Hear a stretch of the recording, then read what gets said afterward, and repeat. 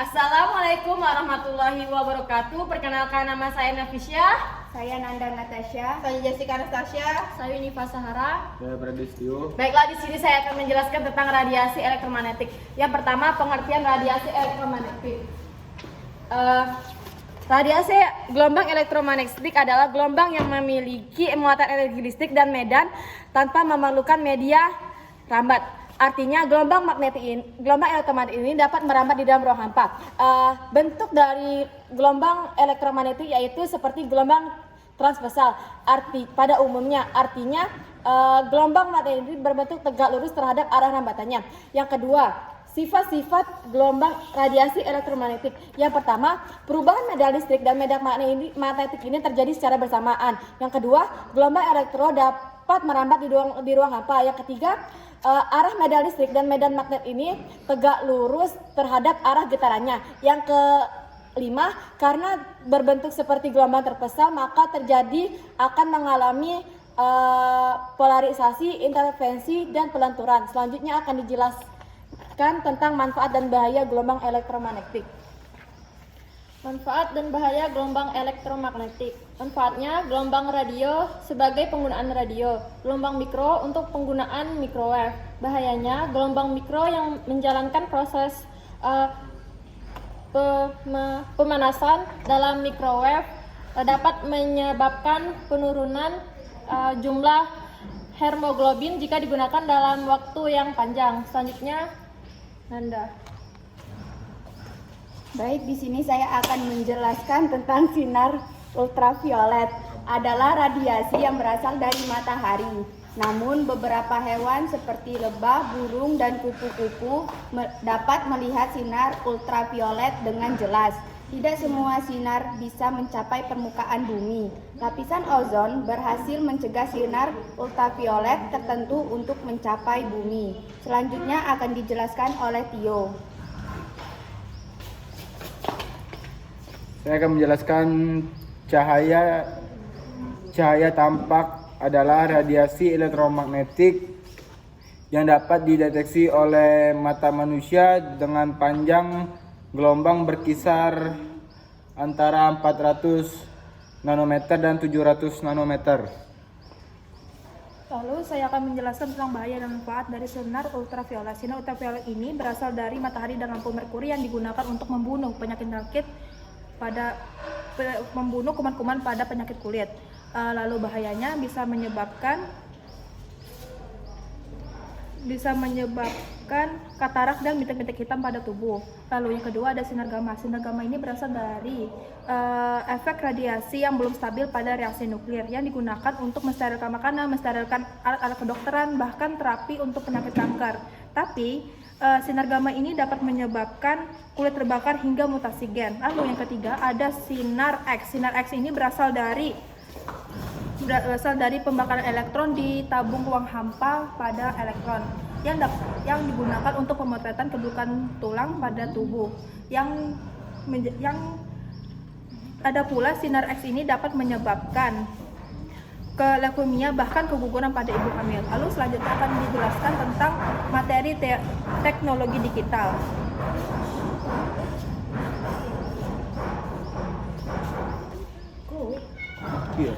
Di sini saya akan menjelaskan tentang teknologi digital.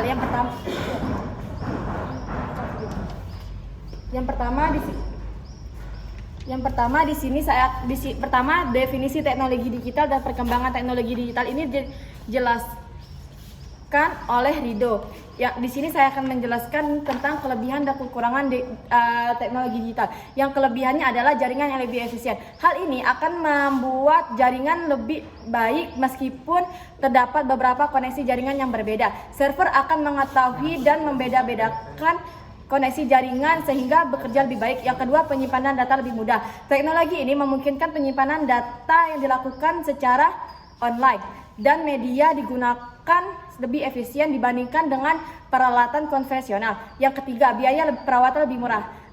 Biaya perawatan yang digunakan tidak mengeluarkan yang lebih banyak sehingga penyimpanan akan lebih efisien dan tidak membutuhkan biaya perawatan yang lebih besar. Baiknya selanjutnya adalah kekurangan teknologi. Yang pertama akan kejahatan teknologi. Misalnya seperti akan terjadinya cybercrime, lalu terorisme dan maupun pornografi. Yang kedua yaitu menimbulkan ketergantungan. Misalnya penggunaan handphone dalam media sosial dan game online akan berdampak negatif bagi pengguna handphone.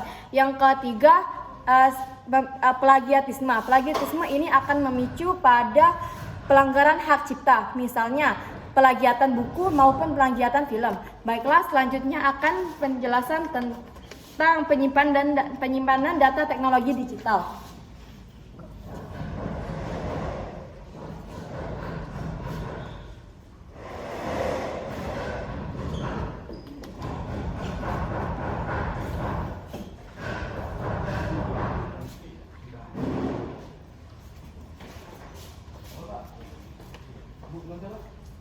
Lalu ada penyimpanan data. Penyimpanan data ini terbagi menjadi dua. Yang pertama main memory.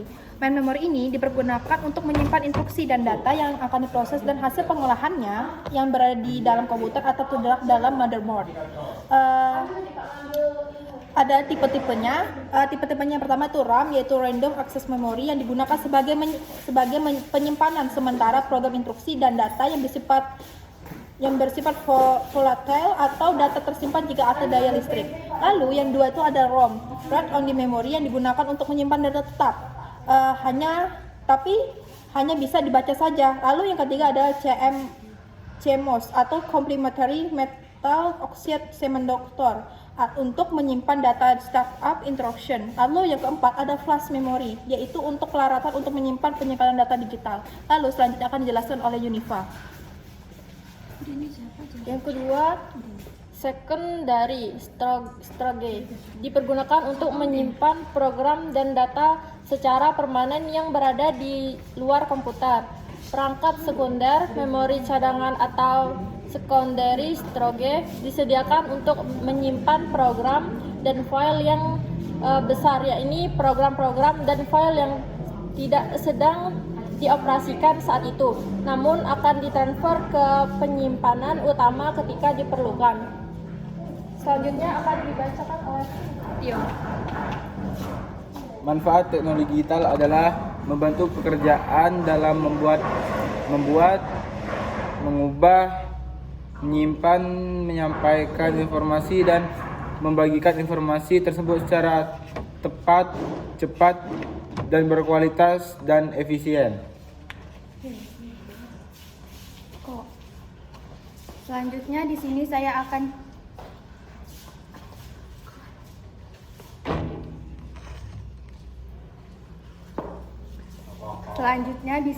akan menjelaskan tentang transmisi data. Apa yang dimaksud dengan transmisi data? Transmisi data adalah suatu proses pengiriman data dari sumber data ke suatu penerima data menggunakan media komputer atau elektromagnetik. Konfigurasi ini dapat dibagi menjadi dua, yaitu pengiriman ke penerima point to point dan pengiriman ke banyak penerima point to point biasanya dapat ditemukan pada transmisi paralel. Sementara pengiriman ke banyak penerima multipoint adalah transmisi data yang dapat digunakan oleh banyak piranti untuk berkomunikasi. Ada dua jenis transmisi data. Satu, transmisi data analog, merupakan pengiriman informasi melalui suatu media melalui bentuk gelombang. Yang kedua, transmisi data kedua adalah transmisi digital. Transmisi digital adalah pengiriman informasi melalui bentuk sinyal digital. Baiklah, di sini saya akan menjelaskan tentang keterbatasan energi dan dampaknya bagi kehidupan. Yang pertama, sumber energi dan penggunaannya akan dijelaskan oleh Rido. Selanjutnya saya akan menjelaskan tentang penggunaan sumber energi. Yang pertama, sumber energi ini terdapat pada sektor industri. Pada sektor industri, proses energi ini terjadi pada penggunaan peralatan dan pengondisian ruangan. Sektor industri ini mendominasi pada penggunaan pada penggunaan bahan bakar seperti minyak, gas bumi, dan gas alam. Yang kedua, sektor rumah tangga, sektor transportasi. Sektor transportasi ini adalah sektor permintaan energi terbesar setelah sektor industri. Faktor pendorongnya adalah yang pertama pertumbuhan ekonomi dan perkembangan populasi. Pertumbuhan PDB dan perkembangan populasi ini terjadi karena peningkatan permintaan energi dan daya beli sehingga terjadi tingkatan terhadap permintaan energi. Yang ketiga, sektor rumah tangga. Sektor rumah tangga ini biasanya digunakan untuk peralatan masak, penggunaan elektronik yang memanfaatkan sumber energi seperti solar. Selain itu juga berupa minyak bakar, minyak tanah, gas, LPG, dan lainnya. Selanjutnya, sektor komersial. Sektor komersial ini biasanya berupa hotel, gedung, rumah sakit, restoran. Sumber energi yang digunakan biasanya berupa energi listrik untuk peralatan teknologi maupun peralatan yang menggunakan energi-energi terbesar. Selanjutnya, sektor lain. Sektor lain ini biasanya berupa pertanian, pertambangan, dan konstruksi. Sumber energi yang digunakan untuk alat pertanian, pertambangan, dan pompa air dan peralatan konstruksi yaitu bahan bakar seperti solar. Lalu juga diikuti oleh premium, minyak bakar, dan minyak bumi. Selanjutnya akan penjelasan pembangkitan energi listrik yang akan dijelaskan oleh Nanda. Pembangkitan energi listrik. Yang pertama, PLTA. PLTA merupakan pembangkitan listrik yang menggunakan energi potensial dan kinetik dari air untuk menghasilkan energi listrik. PLTA memiliki keunggulan dibandingkan dengan tenaga pembangkitan listrik lainnya, yaitu dapat menyesuaikan dengan beban yang dibutuhkan, ramah lingkungan, dan tidak menyebabkan polusi. Yang kedua, pembangkitan listrik tenaga uap atau PLTU adalah pembangkitan yang mengandalkan energi kinetik dari uap untuk menghasilkan energi listrik. Yang ketiga, pembangkitan listrik tenaga gas atau PLTG merupakan bagian integral dari infrastruktur energi yang memainkan peran penting dalam menyediakan listrik untuk pemenuhan kebutuhan konsumen. Selanjutnya akan dijelaskan oleh Tio.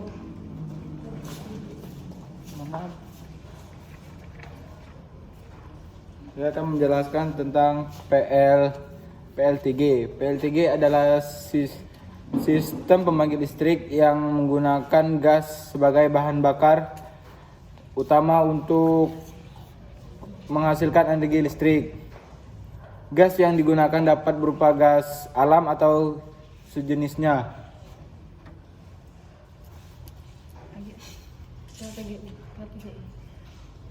Selanjutnya akan dijelaskan oleh Jessica. Baik, selanjutnya saya akan menjelaskan tentang dampak sumber energi terhadap lingkungan. Yang pertama, pencemaran udara, lalu yang kedua ada kerusakan lingkungan hidup, lalu yang ketiga yaitu ketergantungan pada sumber energi tertentu. Selanjutnya akan dijelaskan oleh Yunifa. Selanjutnya, solusi terhadap keterbatasan energi. 1. Menghemat penggunaan energi. Menghemat penggunaan energi ini dicontohkan seperti menghemat penggunaan energi listrik, contohnya menghemat energi air dan penggunaan energi listrik yang berbatas. 2. Mencari sumber energi. Contohnya A. Matahari.